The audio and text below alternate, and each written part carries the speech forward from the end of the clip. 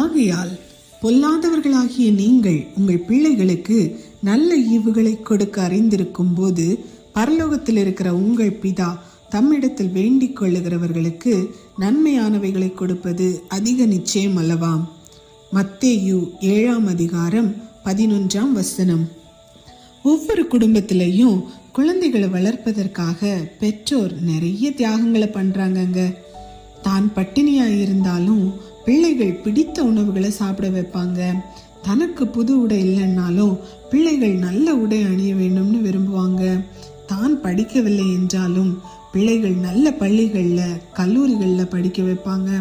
தங்களுடைய ஆசைகள், கனவுகள், விருப்பங்கள், ஓய்வு எல்லாவற்றையும் கூட பிள்ளைகளுக்காக தியாகம் செய்து பிள்ளைகளுக்கு நல்ல தரமான மகிழ்ச்சியான வாழ்க்கையை அமைத்து தர ரொம்பவே பிரயாசப்படுறவங்க தாங்க பெற்றோர்.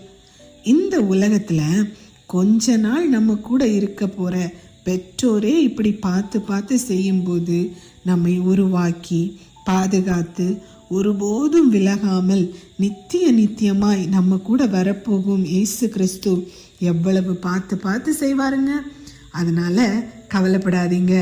இயேசு கிறிஸ்துவை விசுவாசித்து அவரிடத்துல கேட்கும்போது அவர் நமக்கு நன்மையான ஈவுகளை தருவாருங்கிறதுல எந்த சந்தேகமும் வேண்டாங்க. God bless you.